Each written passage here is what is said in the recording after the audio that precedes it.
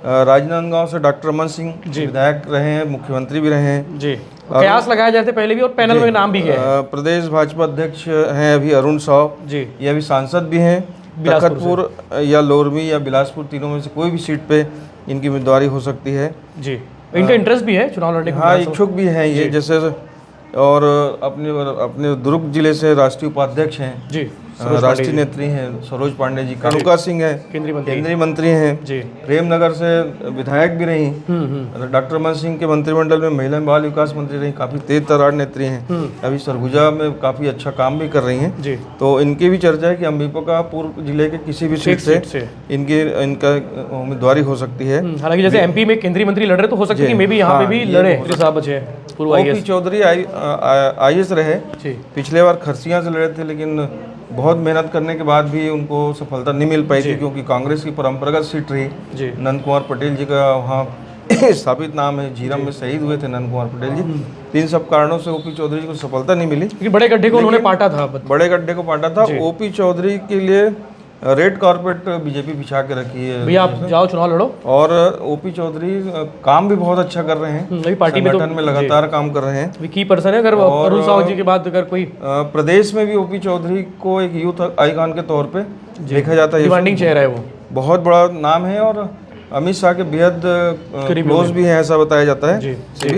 केदार कश्यप है, बलीराम कश्यप जी के बेटे हैं जी, पिछली सरकार में मंत्री भी रहे रमन सिंह के कार्यकाल में। इनकी जो पुरानी सीट रही है और नारायणपुर में इनसे बड़ा दूसरा नाम बीजेपी के पास अभी फिलहाल नहीं है। छत्तीसगढ़ विधानसभा के पूर्व अध्यक्ष रहे हैं प्रेम प्रकाश पांडे जी, भिलाई नगर से उनके नाम की लगभग संभावना है ना।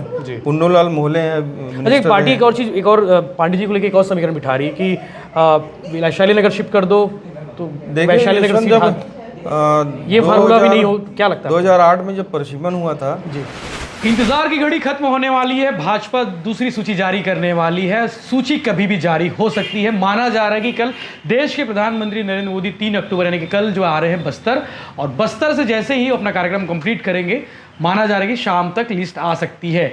अब बड़ा सवाल है कि शाम तक जो लिस्ट आएगी कल, उसमें कौन कौन होंगे, कितनी सीटें होंगी और कितनी सीटों में प्रत्याशी कौन होंगे, सारे सवालों के जवाब आलोक तिवारी जी देंगे। इसके अलावा सबसे महत्वपूर्ण बात आपको बता दूं कि भिलाई टाइम्स और आलोक तिवारी जी ने जो जो बातें कही है वो सच होने जा रहा है, क्योंकि हमने अब तक जो बातें आप लोगों को बताई है वो एनालिसिस करके बताई है, सूत्रों के हवाले से बताई है, और वो बातें लगभग सही होने जा रही, क्योंकि लिस्ट में उनके नाम आ रहे हैं जिन लोगों के नाम हमने पहले बताए थे। शायद आपने ट्रेलर देखा होगा, ट्रेलर में उन लोगों का जिक्र है, वो क्लिपिंग है जो बातें हमने पहले कही थी। आलोक जी, सबसे पहले तो सवाल यही कि लिस्ट कल शाम तक कब तक आएगी, मतलब शाम टाइमिंग क्या रहेगी? यशवंत, छत्तीसगढ़ के लिए पिछला एक हफ्ता काफ़ी महत्वपूर्ण रहा है जी। कांग्रेस और भारतीय जनता पार्टी दोनों चुनावी तैयारी को लेकर के अंतिम रूप देने में लगे हुए हैं, क्योंकि 4 अक्टूबर को मतदाता सूची का अंतिम प्रकाशन है जी। उसके बाद कभी भी आचार संहिता लग सकती है। आचार संहिता के पहले राजनीतिक दल अपने उम्मीदवारों को लेकर के एक्सरसाइज कर रहे हैं। भारतीय जनता पार्टी अपने एक्सरसाइज में काफ़ी आगे है। कई दौर का मंथन रायपुर में, दिल्ली में सेंट्रल के लीडर्स और स्टेट के लीडर मिलकर कर चुके हैं।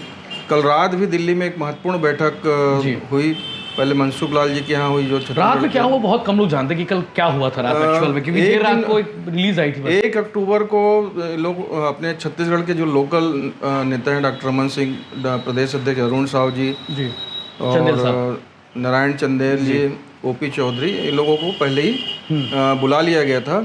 और कल रात को 8:30-9 बजे के आसपास पहले मनसुख जी के घर पे बैठक हुई, फिर अमित शाह जी, नड्डा जी के यहाँ गए, नड्डा जी के यहाँ से अमित शाह जी के घर आए, लगभग 2-2 घंटे वहाँ बैठक हुई।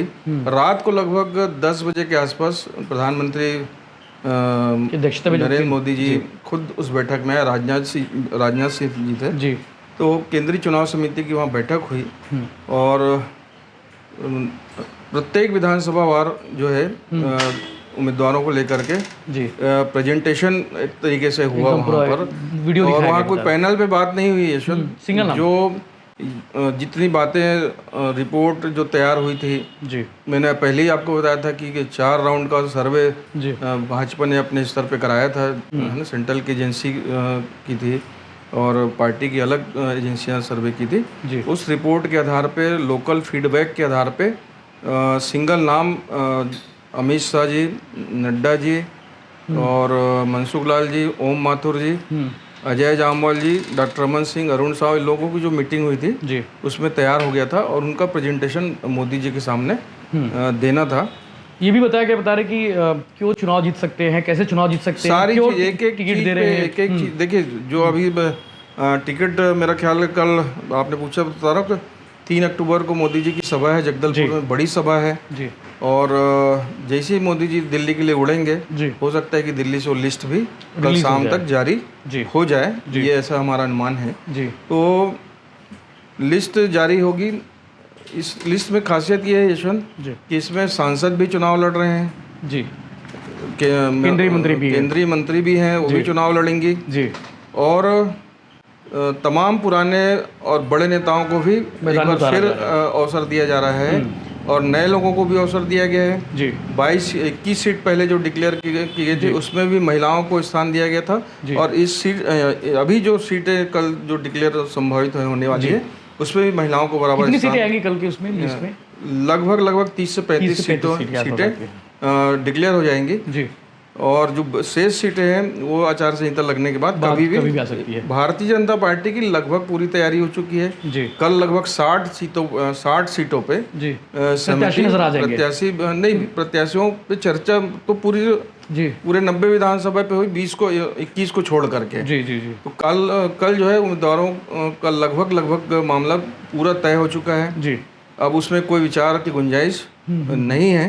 जी। और कोई किसी के नाम पे आपत्ति, कोई सीट पे ज़्यादा डिस्कशन हुआ होगा कि यार ये सीट पे ज़्यादा डिस्कशन की जरूरत है, ये नाम सही नहीं, ऐसा कुछ खास नहीं? ऐसी वहाँ जो केंद्रीय समिति की बैठक हुई वहाँ ऐसा कोई डिस्कशन नहीं हुआ। जी। वहाँ जो रिपोर्ट था, जो फीडबैक था पार्टी के पास जी और जो नेताओं की आपसी राय शुमारी के बाद सिंगल नाम पे वहाँ पर चर्चा हुई। 2 से 2.5 घंटे मीटिंग चली है जी।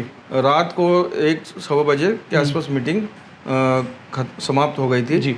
और जो सीटें होल्ड की गई हैं वो सीटों पे कुछ ज़्यादा ही हाउस में कुछ दावेदार ज़्यादा होंगे, दावेदार ज़्यादा है, महिलाओं को भी प्रतिनिधि देना है, इस चक्कर में वो सीटें रोकी गई है जी। और कुछ चीज़ें कांग्रेस के लिए वेट कर रहे हैं, कांग्रेस कैसे अपना वो करती है जी।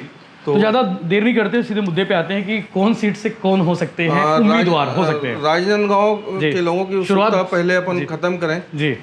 राजनांदगांव से कोई और नहीं, प्रदेश के मुख्यमंत्री रहे 15 साल, छत्तीसगढ़ का नेतृत्व किया और आज भी सबसे लोकप्रिय चेहरा हैं डॉक्टर रमन सिंह बतौर उम्मीदवार रहेंगे। अब लगातार उनके नाम कहते रहे, हम लोग पहले भी चर्चा करते रहे यशवंत, तो डॉक्टर रमन सिंह चुनाव लड़ेंगे, ये तय हो चुका है जी। प्रदेश भाजपा अध्यक्ष अरुण साव सांसद भी हैं जी और लोरमी से इनको विधानसभा चुनाव लड़ाया जा रहा है जी। और इनके जो लोरमी के विधायक थे धर्मजीत सिंह जी, वो हाल में ही भारतीय जनता पार्टी की सदस्यता ग्रहण किए हैं जी। तो उनको जो है तखतपुर की सीट दी जा रही है, चुनाव लड़ाया जा रहा है जी। और पहली बार बीजेपी से चुनाव लड़ेंगे वो, लास्ट टाइम जो कि कांग्रेस में थे जी। काफी लोकप्रिय नाम है, धर्मजीत सिंह बड़ा नाम है, प्रभाव क्षेत्र और उनका प्रभाव क्षेत्र भी बिलासपुर संसदीय क्षेत्र में, तो उनका और दूसरी सीटों पे उनके व्यक्तित्व का असर पड़े, ये पार्टी की कोशिश है। दूसरी चीज, केंद्रीय राज्य मंत्री हैं रेणुका सिंह जी, ये सरगुजा क्षेत्र से आती हैं जी। भरतपुर सोनहत से इनका नाम फाइनल किया गया है जी। तो रेणुका सिंह चुनाव लड़ेंगे जी। आपके चर्चित हीरो छत्तीसगढ़ के अनुज शर्मा जी, अभी हाल में ही भारतीय जनता पार्टी के इन्होंने भी सदस्यता ग्रहण की है, एकदम स्टार प्रचारक है, हर विधानसभा सीट में दौड़ाभागी कर रहे हैं। अनुज शर्मा को धरसीवा विधानसभा से मैदान में उतारा जा रहा है और अनुज शर्मा केवल एक विधानसभा में इनका प्रभाव नहीं है यशवंत, ये छत्तीसगढ़ के जन जन में बसे हुए हैं, एक बतौर हीरोइन है, लोग काफी पसंद करते हैं। तो भारतीय जनता पार्टी इनके लोकप्रियता को, टैलेंट को बुनाने का प्रयास कर रही है जी जी जी। बसना सीट से संपत अग्रवाल हैं जी, पहले भी चुनाव लड़े, पहले निर्दलीय चुनाव लड़े थे यशवंत, खासा वोट उन्होंने अर्जित किया था। इस बार बीजेपी ने, इस बार संपत अग्रवाल को लास्ट टाइम बागी हुए अवसर दे रही है जी। ननकीराम कंवर को लेकर कल एक बातें और सामने आई थी कि शायद रक्षा मंत्री जी ने खुद उन्हें फोन किया। रामपुर सीट से ननकीराम कंवर जी को उतारा जा रहा है, 77 साल के हैं जी और पार्टी के बड़े नेताओं से इनके निजी और व्यक्तिगत बहुत अच्छे ताल्लुकात हैं जी। तो इनके विषय में अंतिम निर्णय पार्टी ने लिया है जी। रामदयाल उइके ये 2018 में जी कांग्रेस के कार्यकारी अध्यक्ष रहे, उस समय भारतीय जनता पार्टी में शामिल हुए, उस समय भी इनको लड़ाया गया था जी, लेकिन वो जीत नहीं पाए थे। इस बार भी रामदयाल उइके को पाली तानाखार से मैदान में उतारा जा रहा है जी। एक सांसद हैं अपनी रायगढ़ से गोमती शाह जी, उनको पत्थल गांव से अवसर दिया जा रहा है जी। एक बहुत ही यूथ आइकॉन और मतलब लोकप्रिय आईएएस रहे, भारतीय जनता पार्टी में शामिल हुए ओपी चौधरी, उनको भी मैदान में उतारा जा रहा है। पिछली बार उनको खरसिया से लड़ाया गया था, इस बार रायगढ़ जिले की रायगढ़ सीट से ही उनको प्रत्याशी बनाने की तैयारी लगभग हो चुकी है जी। बस्तर की एक सीट की हम बात कर लें जी। बलीराम कश्यप जी की प्रतिष्ठा वहाँ बढ़ी रही है जी। दिनेश कश्यप, केदार कश्यप सक्रिय राजनीति में हैं जी। नारायणपुर सीट से केदार कश्यप को फिर से अवसर दिया जा रहा है जी। पिछली बार बहुत ही कड़े मुकाबले में ये चुनाव हार गए थे। पिछली बार तो खैर बड़े बड़े लोग हारे थे पर केदार कश्यप उनमें एक थे, काफी कम अंतरों से चुनाव हारे थे, तो केदार कश्यप को फिर से ओपी चौधरी साहब और केदार कश्यप साहब प्रदेश महामंत्री भी हैं। विजय शर्मा महामंत्री हैं, उनको कवर्धा से चुनाव लड़ाया जा रहा है। मैं आपको बता दूं कि जशवंत की अपन कुछ दिन पहले जब बात किए थे जी, तो मैंने कहा था कि हिंदुत्व एक बड़ा मुद्दा है बीजेपी के लिए और कवर्धा और बीरनपुर में जिस हिसाब की घटना हुई है जी, इसको भाजपा किसी भी हाल में छोड़ेगी नहीं जी। और कवर्धा में हिंदुत्व का एक बड़ा चेहरा रहे विजय शर्मा को अवसर दे रही है जी। साझा एक विधानसभा है अपने दुर्ग संभाग में ही, काफ़ी चर्चित रहे पिछले दिनों। रवीन चौबे वहाँ से विधायक हैं, मंत्री हैं जी। एक लाभचंद बाफना जी के अपवाद को छोड़ करके जी, लाभचंद बाफना 2013 का चुनाव उनसे जीते थे। उस अपवाद को छोड़ करके चौबे परिवार का गढ़ रहा है। बीरनपुर की घटना के बाद वहाँ बेहद हिंदू समाज में नाराजगी है जी। और भारतीय जनता पार्टी ने एक बड़ा निर्णय लिया है जी। और जो नाम है भुवनेश्वर साहू, एक वहाँ साहू समाज के एक बच्चे की हत्या जो हुई थी, हत्या बाद में दंगे का रूप ले ली और एक तरीके से सांप्रदायिक हिंसा जैसी स्थिति वहाँ बन गई थी। तो उस परिवार मतलब भुवनेश्वर के पिता जी ईश्वर साहू के नाम को आगे किया जा रहा है और सहमति बन गई है जी। मुझे नहीं मालूम कि उसके पिताजी इसके लिए तैयार होंगे कि नहीं होंगे, लेकिन ये भाजपा का बड़ा फैसला है। भारतीय जनता पार्टी इससे संदेश देना चाहती है कि उस परिवार के साथ हमारी स्थिति में खड़े हैं, वो हमारे परिवार का हिस्सा है। ईश्वर साहू जो भुवनेश्वर के पिता है, वो अक्सर आरोप लगाते रहे कि सरकार को जो करना चाहिए था, जो मदद करनी चाहिए, यशवंत चिंताजनक स्थिति है, अभी तक नौकरी नहीं मिली कि ये भी नौकरी बहुत बात का विषय है यशवंत। वो जिस दिन घटना हुई, मैं और आप बीरनपुर में थे हम लोग जी। सरकार के मंत्री हैं रवीन चौबे जी, वहाँ पास का ही गांव है उनका जी, मोहभट्टा जी। चाहते तो बीरनपुर जा सकते हैं, लेकिन मुझे जो सूचना है आज तक बीरनपुर अभी तक हमने रिलीज नहीं देखी। दूसरी बात, साहू समाज का बच्चा खत्म हुआ है। इस प्रदेश के गृह मंत्री हैं तामध्वज साहू, साहू समाज का प्रतिनिधित्व भी कर रहे हैं जी। गृह मंत्री तामध्वज साहू भी बीरनपुर नहीं पहुंच पाए। सरकार के पहुंचने की बात तो दूर है जी। गांव के लोग प्रदेश अध्यक्ष गए थे, संदीप साहू गए थे। समाज का साथ मिला, समाज का साथ मिला। सरकार के जो अपने निर्वाचित प्रतिनिधि हैं वहाँ पे थे, वो उनको वहाँ पहुँचना था, उनमें से एक भी नहीं पहुँचा।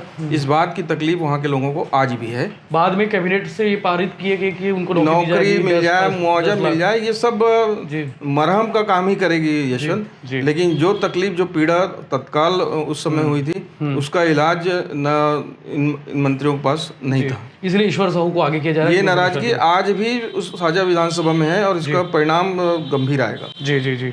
धरमलाल कौशिक साहब लड़ रहे हैं दोबारा फिर से बिला से। धरमलाल कौशिक नेता प्रतिपक्ष भी रहे, प्रदेश भाजपा के अध्यक्ष रहे जी। और बिला इनकी परंपरागत सीट रही है यशवंत, तो बिला फिर से इनको दिया जा रहा है जी। नारायण चंदेल अभी नेता प्रतिपक्ष हैं, कल की बैठक में शामिल हुए और काफी मुखर रहते हैं विधानसभा में जी। तो नारायण चंदेल फिर से आपको विधानसभा चुनाव लड़ते दिखेंगे जी। बिलासपुर संभाग का सबसे बड़ा नाम है अमर अग्रवाल जी का। इनके पिता लखीराम अग्रवाल जी भारतीय जनता पार्टी के मध्य प्रदेश जमाने के बड़े नेता रहे। जी। तो अमर अग्रवाल फिर लड़ते दिखेंगे। स्थापित करने वालों में से एक थे लकीराम अग्रवाल। स्थापित मध्य प्रदेश में संघ को स्थापित करने वाले मतलब जनसंघ के दौर के नेता रहे लकीराम अग्रवाल जी। जी। तो अमर अग्रवाल बिलासपुर से फिर लड़ेंगे। अजय चंद्राकर जो तेज तर्रार भारतीय जनता पार्टी के नेता हैं, कुरुद में फिर इनको अवसर मिल रहा है। पहले से सीट क्लियर थी इनकी, क्योंकि 14 लोग जीते थे, उनमें से एक ही भी थे जो। छत्तीसगढ़ के अजय योद्धा ब्रिजमोहन अग्रवाल फिर से मैदान में दिखेंगे, रायपुर दक्षिण से। राजेश मुड़त पश्चिम से जी।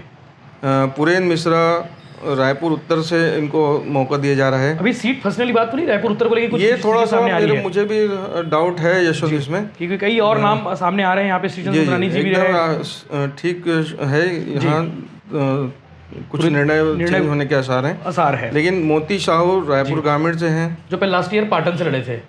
पाटन से लड़े थे, साहू समाज के अध्यक्ष भी रहे, पदाधिकारी रहे। और सामरी से केशरी पैकरा जी, सीतापुर से राम कुमार टोप्पो। सीतापुर वही सीट है जहाँ पे अमरजीत भगत का कांग्रेस से विधायक हैं अभी जी। और भाटापारा से शिवरतन शर्मा जी। लाखों में एक शिवरतन, एक कल डायलॉग का नारा है और मजबूत नारा है।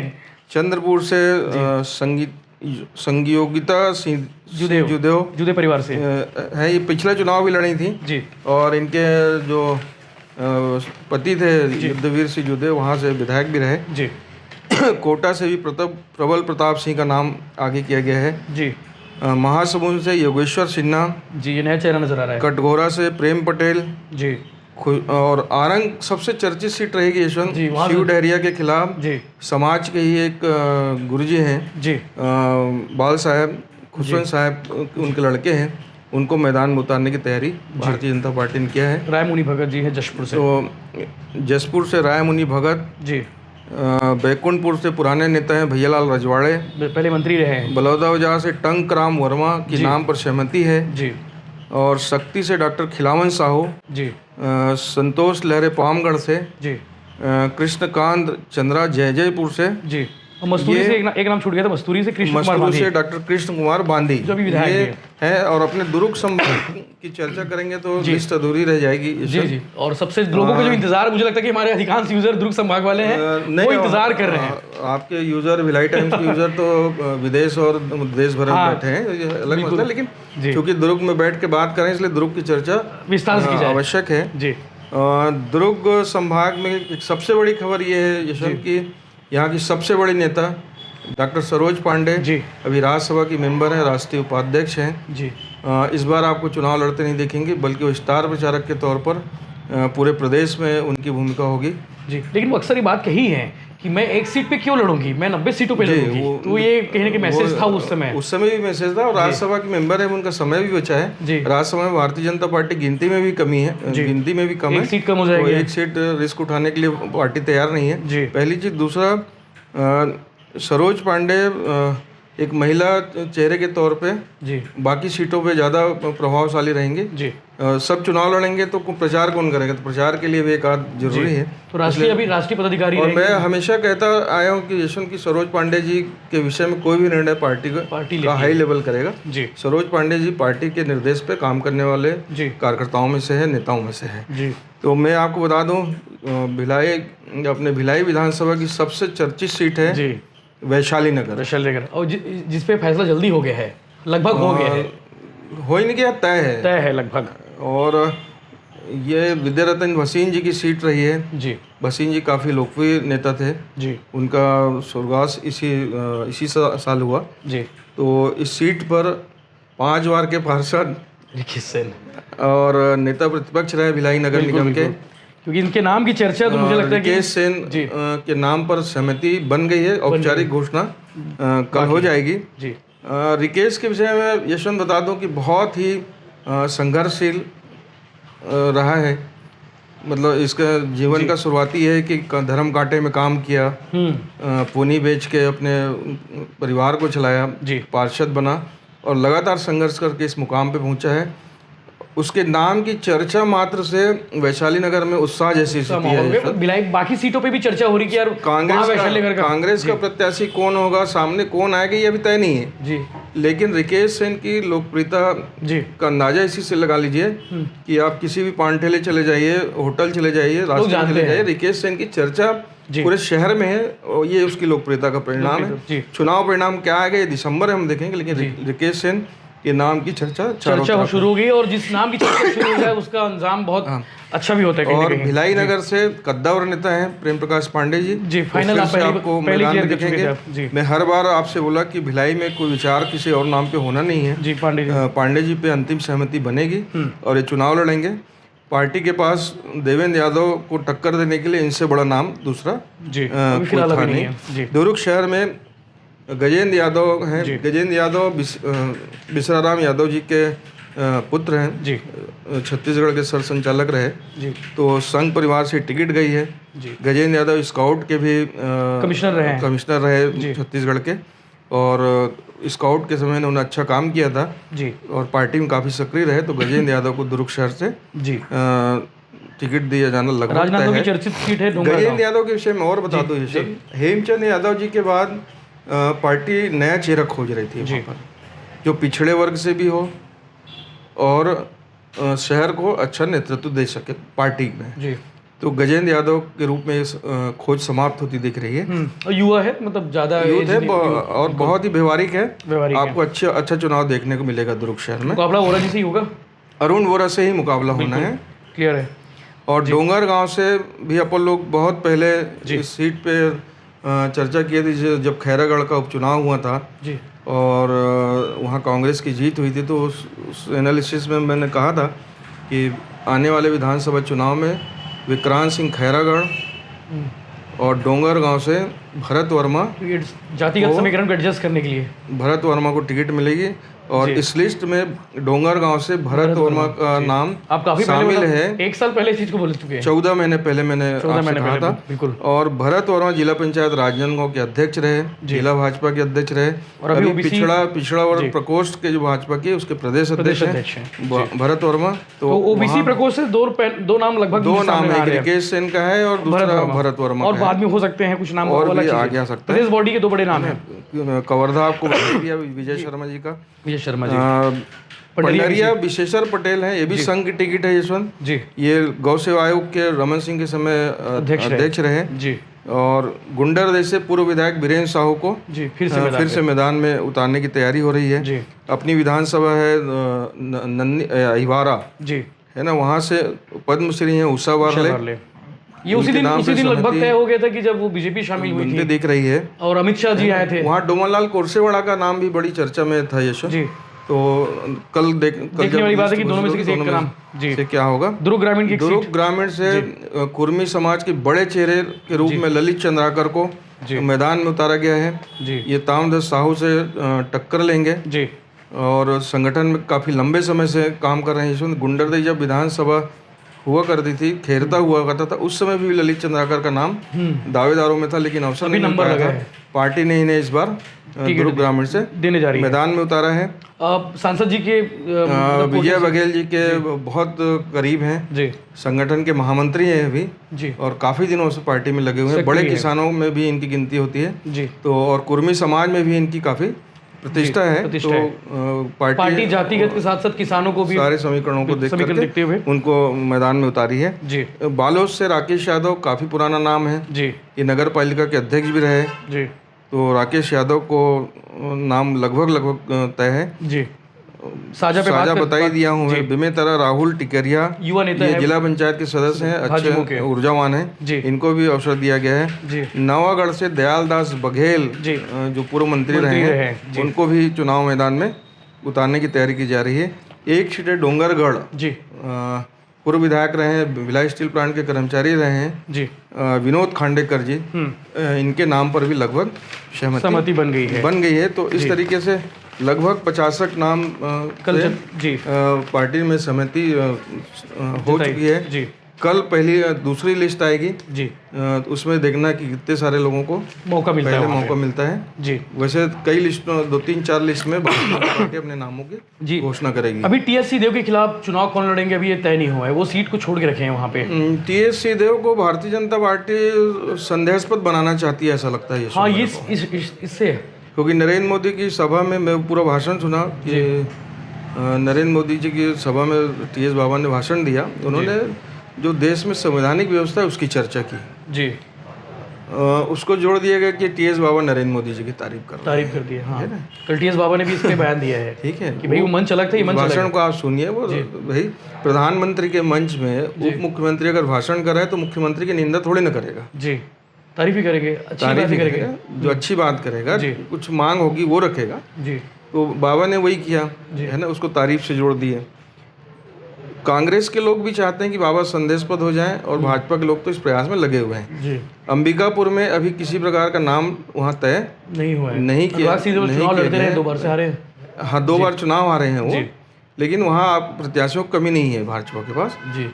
लेकिन भाजपा भी उसको होल्ड करके रखी है, संदेहास्पद। क्योंकि टीएस बाबा के भतीजे भी सक्रिय राजनीति में हैं जी। बीच में ऐसी चर्चा थी कि बीजेपी भारतीय जनता पार्टी में जा सकते हैं जी। तो बहुत सारी चीजें हैं आने वाले समय समीकरण के हिसाब से आगे नाम तय किए जाएंगे जी। ठीक है, तो मुझे लगता है कि जो जरूरी बातें थी जो आपको जाननी थी वो लगभग उन सीटों एक और यशवंत जी, कांग्रेस की स्टैंडिंग कमेटी की बैठक भी रायपुर में हुई। कांग्रेस की सीट का क्या हो गया? लगभग सीटों पे एक नाम तय करने की प्रक्रिया में है कांग्रेस जी। और कांग्रेस इस समय दुविधा में ये है यशवंत की विधायकों की टिकट काटे या ना काटे। बड़ा कॉल है, क्योंकि 72 विधायक उनके 72 विधायक हैं जी।